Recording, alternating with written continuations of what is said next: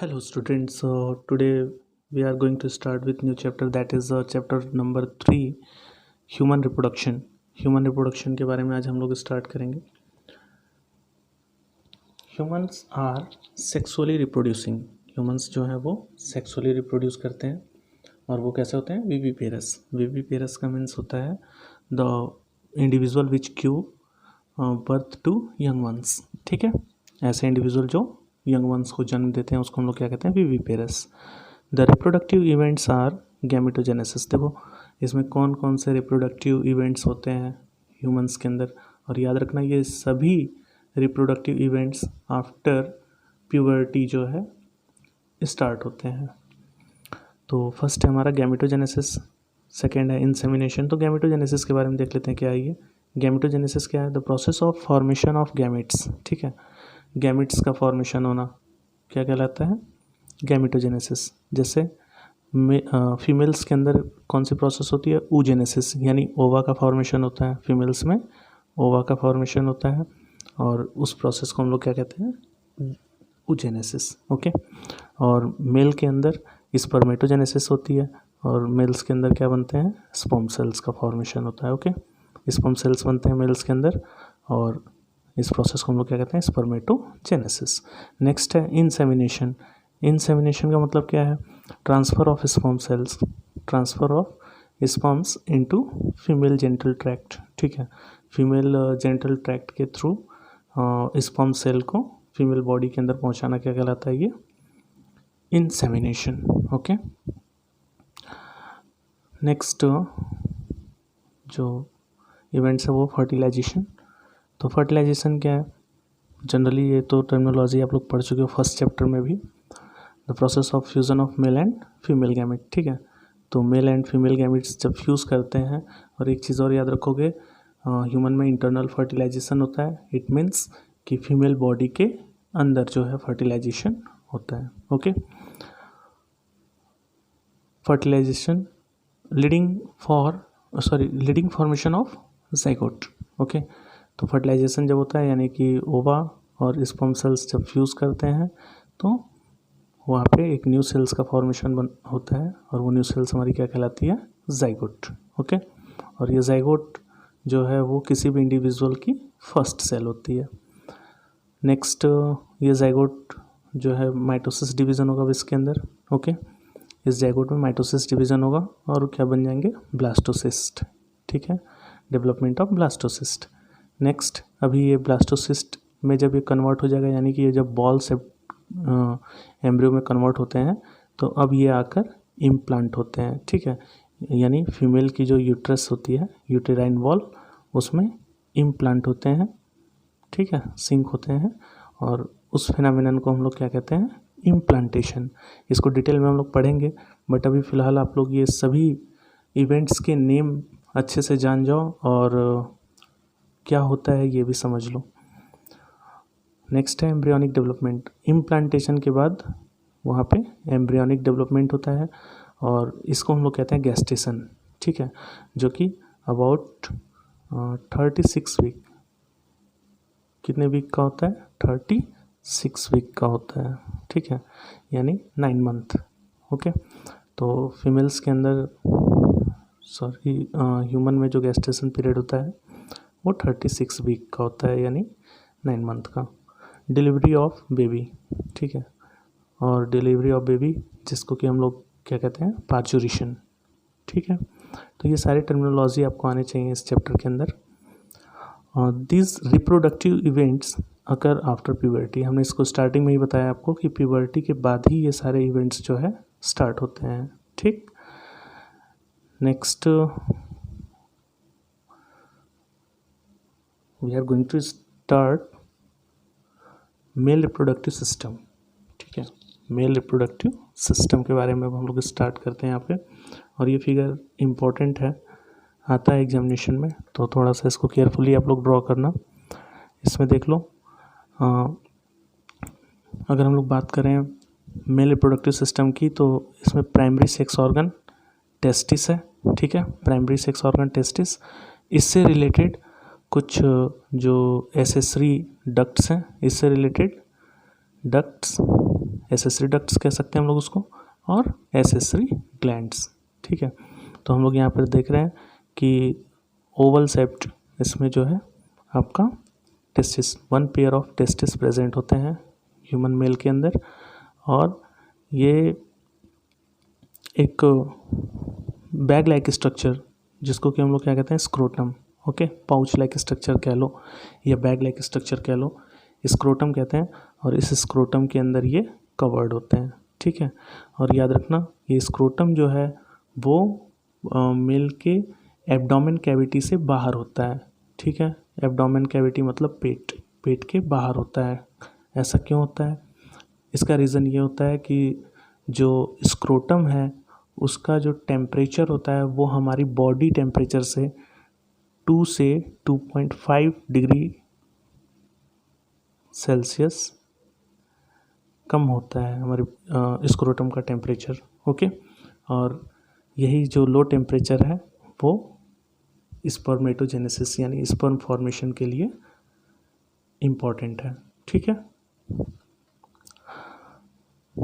तो देख लेते हैं इसमें कौन कौन से डक्ट्स हैं। एक तो है आपका vas deferens ejaculatory duct, okay, तो ये सब तो एसेसरी डक्ट हो गए। इसके अलावा यूरेथ्रा, इस पर यूरेथ्रा मेंशन नहीं है, आप लोग राइट कर लेना, ये है यूरेथ्रा। ओके, ये यूरेथ्रा है, और जो बिल्कुल पेनिस के बाहर ये ओपनिंग है इसको हम लोग कहते हैं यूरेथ्रल मीटस। ठीक है, और नेक्स्ट आइए हम लोग इसके बारे में स्टडी करते हैं। एक सेकेंड, एसेसरी ग्लैंड्स, इससे जुड़े हुए जो ग्लैंड्स हैं उसके बारे में भी देख लो आप लोग पहले। एसेसरी ग्लैंड्स कौन कौन से हैं? तो फर्स्ट है सेमिनल वेसाइकल, कूपर्स ग्लैंड और bulbourethral gland. Bulbourethral gland, Cowper's gland, ये प्रोस्टेट ग्लैंड और seminal vesicle.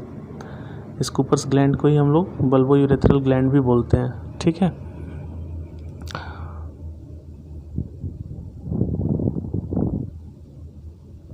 Next located in pelvis region. Okay, ये जो ह्यूमन मेल रिप्रोडक्टिव सिस्टम है वो कहाँ पे लोकेटेड होता है? पेल्विस रीजन में लोकेटेड होता है। ठीक है, पेल्विस रीजन में लोकेटेड होता है, और इसमें मेनली देखिए कौन कौन से पार्ट हैं अभी हम लोग डिस्कस कर चुके हैं। अ पेयर ऑफ टेस्टिस, ठीक है, एसेसरी डक्ट्स, एसेसरी ग्लैंड और एक्सटर्नल जेंटेलिया। तो सबसे पहले हम लोग एक एक करके डील करते हैं। First of all we discuss about testis.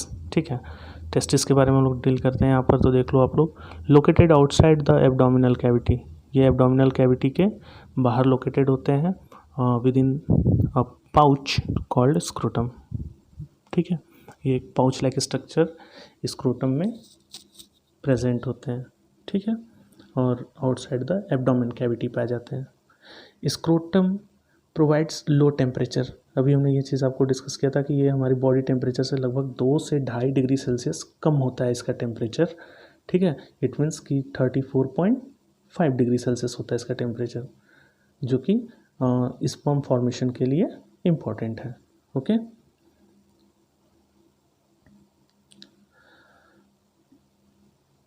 Required for spermatogenesis. ठीक है, लो टेम्परेचर होता है जो कि स्पर्मेटोजेनेसिस के लिए ज़रूरी है। Each testis is about 4 to 5 centimetre length. ठीक है, टेस्टिस की जो लेंथ होती है वो कितनी होती है? 4 से 5 सेंटीमीटर, और जो इसकी विड्थ होती है वो 2 से 3 सेंटीमीटर।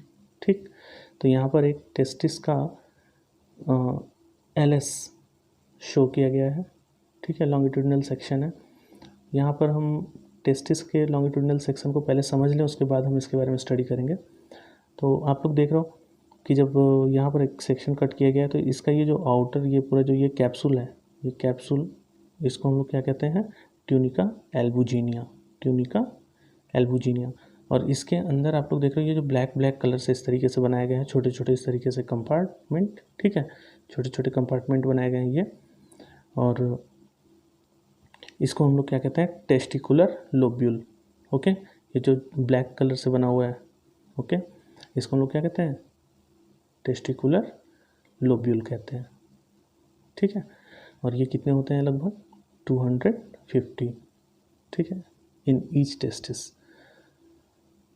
और इस टेस्टिकुलर लोब्यूल के अंदर हाईली ट्यूबुलर स्ट्रक्चर, जिसको कि हम लोग कहते हैं seminiferous tubule, highly tubular structure होते हैं, हाईली कॉइल्ड स्ट्रक्चर, जिसको हम लोग क्या कहते हैं, सेमनीफेरस ट्यूब्यूल।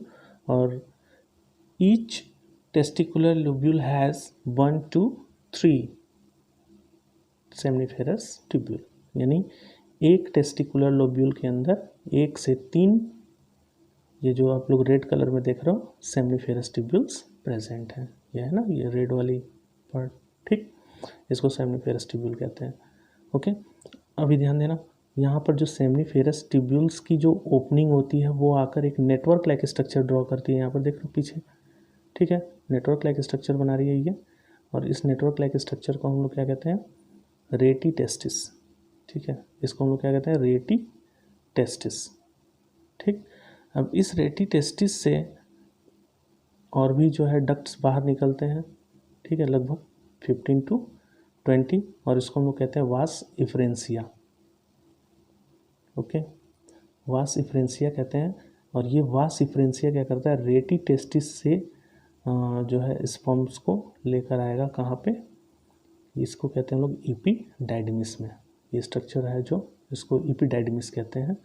और इपीडाइडमिस के 3 मेन पार्ट हैं। पहला है कॉपट, जो सबसे ऊपर वाला पार्ट है इसको कॉपट कहते हैं, मिडिल पार्ट जिसको कार्पस कहते हैं, और जो नीचे वाला पार्ट है इसको हम लोग क्या कहते हैं, कॉडा, ठीक है। इपीडाइडमिस है ये पार्ट, इसको लिख लीजिएगा आप लोग, इपीडाइडमिस, ठीक, इपीडाइडमिस। ओके, तो इपीडाइडमिस है और इसके 3 मेन पार्ट हैं, कॉपट, कार्पस एंड कॉडा। ओके, तो ये वास इफ्रेंसिया आप लोग देख लिए कि इसमें 15 से 20 वास इफ्रेंसिया जो कि रेटी टेस्टिस से बाहर आ रहे हैं। और इस एक सिंगल जो स्पर्म डक्ट, जिसको कि वास डिफरेंस कहते हैं, ओके, ये जो है इपीडाइडमिस से बाहर निकलता है और स्पर्म्स को लेकर बाहर यूरेथ्रा के थ्रू पास आउट हो जाता है। तो अभी हम लोग वो देखते हैं, लेकिन फ़िलहाल तो हमारे ख्याल से ये आपको इंटरनल स्ट्रक्चर समझ में आया होगा टेस्टिस का। ओके, तो यहाँ देख लो आप लोग,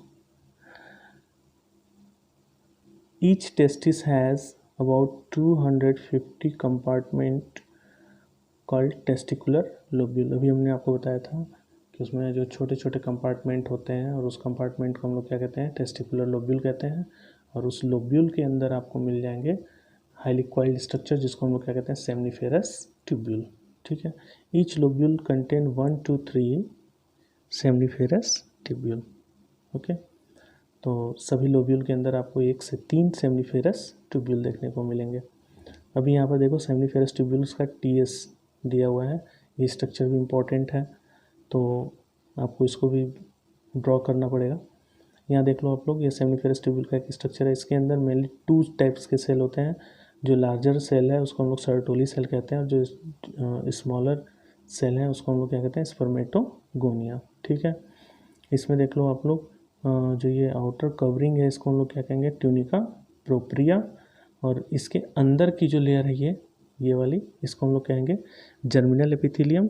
और इस पर आपके जर्म सेल्स मिलेंगे, और वो जर्म सेल्स क्या है, स्पर्मेटोगोनिया, ठीक। और इसमें जो लार्जर सेल आपको दिखाई दे रहे हैं उसको सर्टोली सेल कहते हैं। और ये सर्टोली सेल क्या करते हैं, नरिशमेंट प्रोवाइड करते हैं, किसको, जर्म सेल को और स्पर्म सेल को, ठीक है। Sertoli cell provides nourishment to the germ cell and sperm cells. इसके अलावा सपोज करो ये एक हमारा सेमनीफेरस ट्यूब्यूल हो गया, एक ये सेमनीफेरस ट्यूब्यूल हो गया, ये भी सेमनीफेरस ट्यूब्यूल है। तो इनके बीच में जो है कुछ सेल्स मिलते हैं, और उस सेल्स को हम लोग कहते हैं लेडिक सेल। क्या कहते हैं, लेडिक सेल, लेडिक सेल या इंटरस्टिशियल सेल कहते हैं इसको हम लोग, ठीक है। इंटरस्टिशियल सेल या लेडिक सेल कहते हैं। और ये सेल्स क्या करते हैं, मेल हार्मोन एंड्रोजन या टेस्टोस्टेरोन का फॉर्मेशन करते हैं। ओके,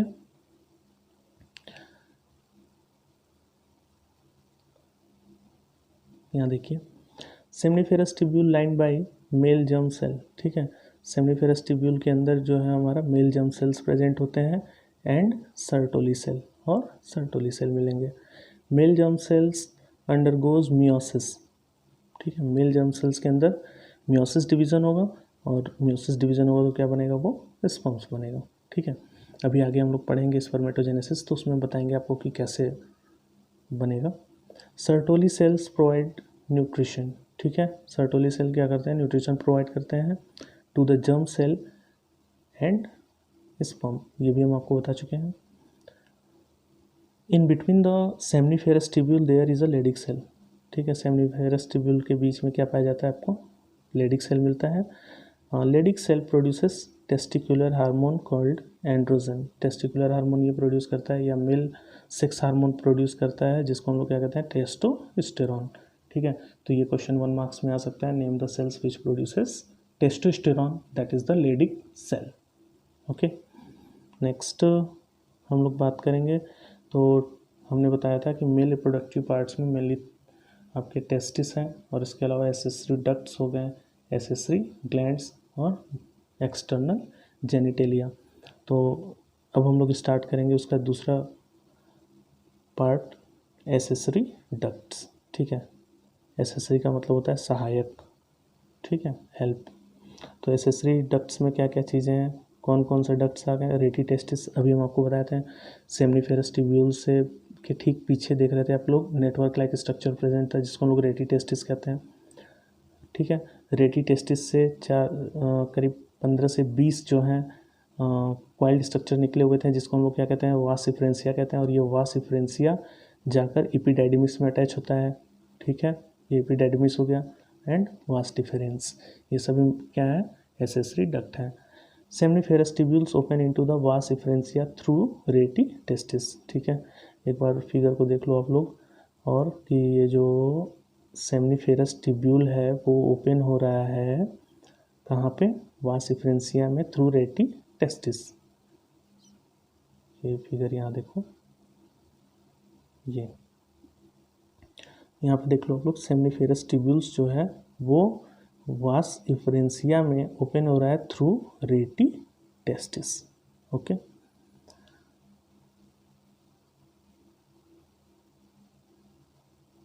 ठीक। The vas efferentia leaves the testis and open into the epididymis. Vas efferentia जो है वो टेस्टिस से बाहर निकल रहे हैं, देखे थे आप लोग, यहाँ रेटी टेस्टिस है, ये रेटी टेस्टिस से इस तरीके से वास इफ्रेंसिया बाहर निकले हैं। ठीक है, ये टेस्टिस था, टेस्टिस से जो है रेटी टेस्टिस, ये रेटी टेस्टिस है, इससे बाहर जो है स्पर्म सेल को बाहर लेकर आते हैं, कहाँ पे, एपिडाइडिमिस में। कौन, ये वास इफ्रेंसिया। एक बार और समझ लो, the vas efferentia leaves the testis. वास इफ्रेंसिया टेस्टिस से देख लो बाहर निकला और कहाँ आ गया, एपिडाइडिमिस में। ठीक है, the epididymis leads to vas deferens. और एपिडाइडिमिस के ठीक आगे जो है अब आपका कौन सा पार्ट स्टार्ट हो जाएगा, वास डिफरेंस। ठीक है, जिसको स्पर्म डक्ट भी बोलते हैं हम लोग। ओके, वास deferens receive a duct from seminal vesicle. ये स्टार्टिंग में हम आपको थोड़ा सा फिगर को फिर से दिखाएंगे और उसमें क्लियरली हो जाएगा आपको कि क्या चीज़ है। Vas deferens receive a duct of seminal vesicle and opens into the urethra as ejaculatory duct. तो यहाँ पर एक फिगर जो स्टार्टिंग है, थोड़ा सा हम लोग उसको फिर से देखते हैं। ये यहाँ पर आप लोग देख रहे हो, इसको हमने कहा है वास डिफरेंस। ये वास डिफरेंस है, देख रहे हो, यहाँ से ये वास डिफरेंस है। ओके, यहाँ मेंशन किया हुआ है। तो वास डिफरेंस जो है वो आकर यूरेथ्रा में ओपन होता है, देख रहे हो ना, यूरेथ्रा में ओपन होता है।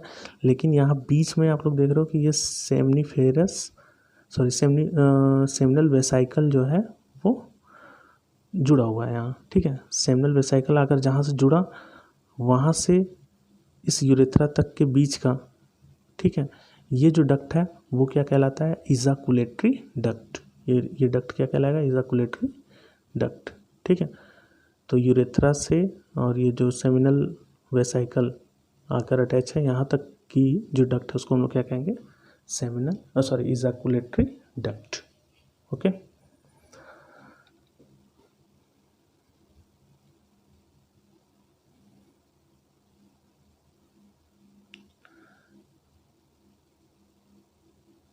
Just a minute. हाँ, urethra originates from the urinary bladder and extend through the penis to its external called urethral meatus। ये भी हमने आपको बताया था स्टार्टिंग के फिगर में, फिर भी आप लोग एक बार और देख लो। ये फिगर है, यहाँ देख रहे हो यूरेथ्रा जो है ओपन हो रहा है कहाँ से, यूरिनरी ब्लैडर से ओपन स्टार्ट हो रहा है यहाँ से, ठीक है, यहाँ से राइज हो रहा है, ठीक है, ये यहाँ से राइज हो रहा है यूरिनरी ब्लैडर से, और यूरेथ्रा पूरा एक्सटेंड है ये पेनिस में, ठीक है, और बाहर आकर ओपन हुआ है। इस ओपनिंग को हम लोग क्या कहते हैं, urethral meatus.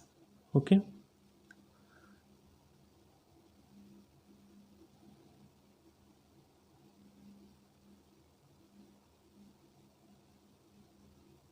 Next accessory glands. Accessory glands इसमें कौन कौन से ग्लैंड्स हैं, तो मेनली इसमें आपके सेमिनल वेसाइकल मिल जाएंगे, ठीक।